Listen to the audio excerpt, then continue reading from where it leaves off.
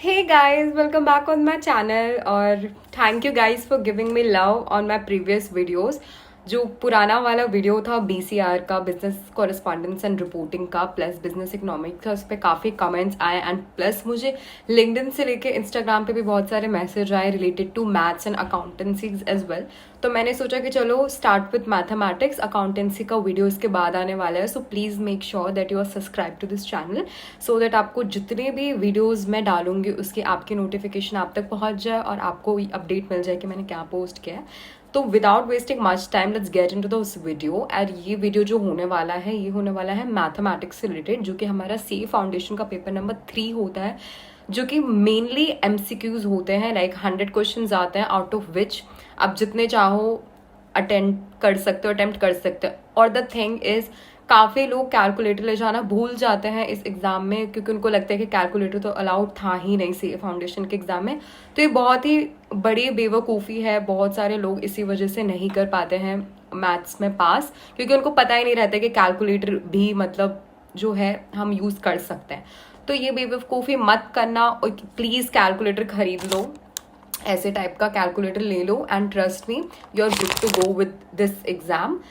तो मैं यहाँ पे जो टॉपिक्स बताने वाली हूँ आपको उसे अच्छे से समझना है, या तो यूट्यूब के हेल्प से या सेल्फ स्टडी के हेल्प से. अगर आपने कोई कोचिंग नहीं ले रखी है, कोई प्रॉब्लम नहीं है, कोचिंग नहीं ले रखी है, बिकॉज यूट्यूब पे बहुत सारा कंटेंट अवेलेबल है. मैं जो भी बुक में टॉपिक्स हैं उससे तो मैं आपको मेन टॉपिक्स बता दूंगी, बिकॉज हमें टाइम वेस्ट करने से ज़्यादा बेटर होगा कि हम सही टॉपिक्स पढ़ें. तो मैंने काफ़ी टाइम वेस्ट कर दिया, तो मैं आती हूँ मुद्दे पे, जो कि हमारी हर बार की तरह बहुत ही धांसू लिस्ट होने वाली है. तो पहले शुरू करती हूँ मैथ्स से. तो जिसको नहीं पता है मैं उसको बता दूँ कि जो हमारा पेपर नंबर 3 होता है मैथ्स, वो बेसिकली 3 सेक्शन में डिवाइडेड होता है. First is mathematics, second is statistics and the third one is logical reasoning.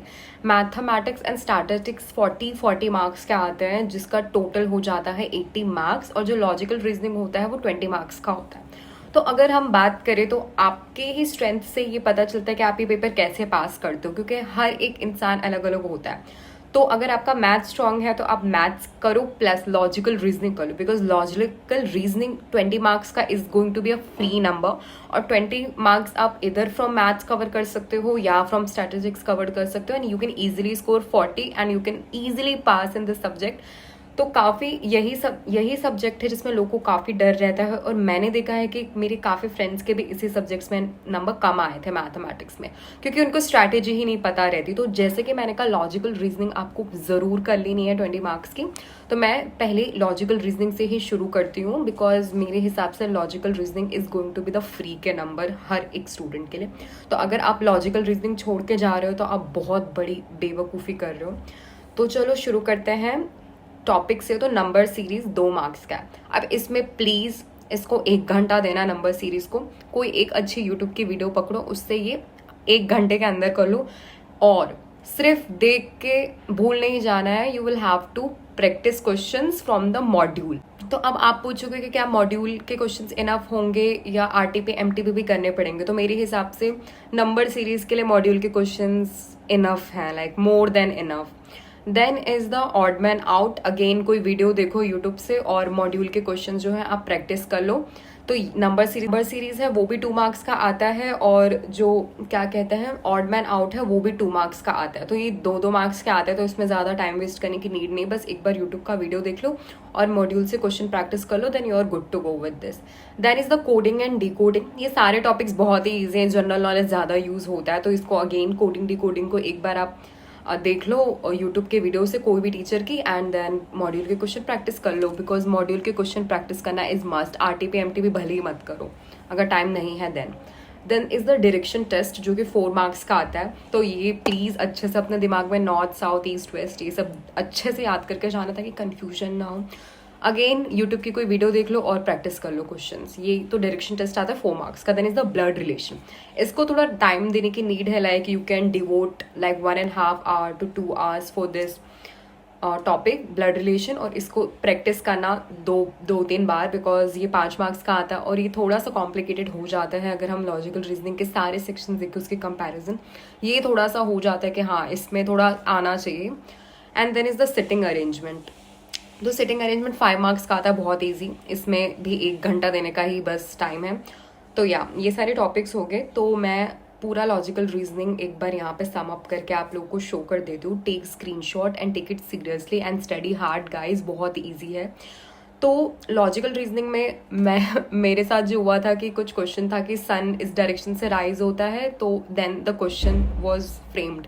तो मुझे याद ही नहीं आ रहा था कि सन किस डायरेक्शन से राइज होता है। मतलब मैं बहुत कंफ्यूज हो गई थी बिकॉज मैं बहुत स्ट्रेस थी इस पेपर में। तो प्लीज़ ये सूरज कौन सी डायरेक्शन से उगता है डूबता है ये सब याद करके जाना, नॉर्थ साउथ ईस्ट वेस्ट क्या होता है अच्छे से एक बार याद करके जाना, बिकॉज ये सारी सिली सिली छोटी छोटी चीज़ जो है हम उसमें मिस्टेक करके अपने मार्क्स गवा देते हैं। तो गाइज ये सारे टॉपिक्स बहुत ही ज़्यादा ईजी हैं, तो प्लीज़ इसमें 20/20 स्कोर कर लेना। एंड ट्रस्ट मी, बाकी 20 आप मैथ से भी कर सकते हो और स्टैट्स से भी कर सकते हो, बट नेगेटिव मार्किंग भी है। तो and the end of the video मैं आपको एक बहुत ही अच्छा चीज़ बताने वाली हूँ, तो प्लीज़ वीडियो को एंड तक देखना।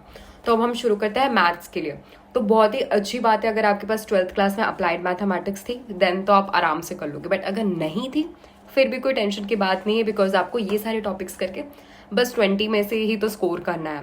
ओके 40 आएगा, आप उसमें से 30 भी अटेम्प्ट कर लेते हो तो मे बी 15 आपके करेक्ट हो जाए, है ना।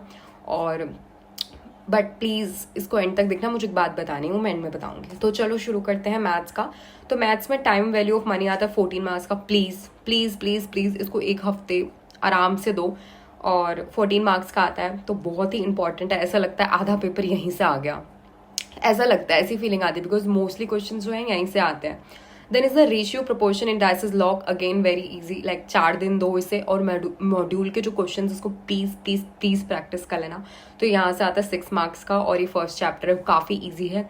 And yes, do not forget to learn the calculator tricks जो कि इसमें यूज़ होते हैं लॉग के लिए एंड एंडाइसिस के लिए, जो भी हैं कैलकुलेटर की ट्रिक्स यूज़ होती हैं। तो प्लीज़ एंटी लॉग लॉग ये सब निकालने के लिए तो आप ये सब जो है यूट्यूब से एक बार देख के जाए कि हम कैसे अंडर रूट निकाल सकते हैं of the fraction exponential powers. तो आप ये सब यूट्यूब से देख के जा सकते हो। तो कैलकुलेटर ट्रिक्स जो है बहुत ही इंपॉर्टेंट है, तो प्लीज़ आप इसे इग्नोर मत करना। कैलकुलेटर ट्रिक्स जो है आप यूट्यूब से एक बार देख के जाओ, सीख के जाओ। देन इज द इक्वेशन जो क्या आता है 5 मार्क्स का, बहुत ही ईजी है। स्कूल लेवल जो 10th तक किया था पूरा वैसा ही 5 मार्क्स का आता है, इसको भी फिर पढ़ के मॉड्यूल के क्वेश्चन सॉल्व कर लेना। Then is the AP and GP, again ये भी बहुत ईजी टॉपिक है, 5 marks. Then is the set जो कि बोनस का मार्क है 3 mark, like very very very easy. अगर आप लोग के पास +2 में मैथ्स थी देन 11th में ये आया होगा आपके पास सेट्स, और बहुत ही इजी होता है। सीबीएसई में तो फिर भी बहुत ही हायर लेवल का पूछ लेते हैं, but in CA foundation it's totally very basic of sets. तो सेट्स 3 मार्क्स का आता है, इससे अच्छी क्या ही बात हो सकती है। Then is the basics of PNC जिसको हम परम्यूटेशन एंड कॉम्बिनेशन कहते हैं, जो कि आता है 2 मार्क्स का। तो आप इसको अच्छे से कर लेना because PNC is very easy. तो मेनली जो है बेसिक्स ही आता है वहाँ से, तो या पीएनसी अच्छे से करके जाना क्योंकि 2 मार्क्स का आता है। तो मैं अगेन मैथ्स के लिए भी एक बार सम अप करके स्क्रीन पे दे दूंगी, इसको स्क्रीनशॉट लेके आपको पढ़ना है गाइस मैथ्स। और ये जितने भी टॉपिक्स बोले हैं, और भी टॉपिक्स हैं बुक में, बट अगर आपके पास टाइम नहीं है देन ये टॉपिक करके जाओ। ट्रस्ट मी, आप आराम से 40 में से लाइक बहुत अच्छा स्कोर कर सकते हो, बिकॉज ये सारे टॉपिक्स हैं जो बहुत रिपीट होते हैं। मेरे टाइम पे भी यही टॉपिक्स आए थे, लाइक वेरी इजी। ये टॉपिक की लिस्ट जो है मेरे टाइम से पड़ी हुई है, मैं भी इन्हीं को फॉलो करके गई थी। तो मैं बहुत ही ट्रस्ट करके बोल सकती हूँ कि जो लिस्ट है वो बहुत ही काम की। अगर आपके पास टाइम नहीं है पढ़ने का, मतलब बहुत ही टाइम निकल चुका है, या आप अभी शुरू कर रहे हो, तो it's very good list to follow.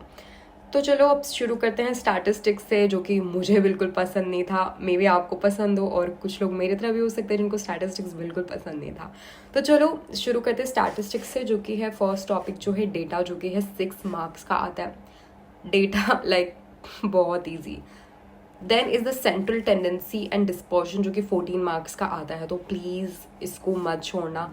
अगर मान लो आप मैथ्स में पीएनसी नहीं कर रहे हो, सेट्स नहीं कर रहे हो, फाइन, क्योंकि वो 2-3 मार्क्स का है।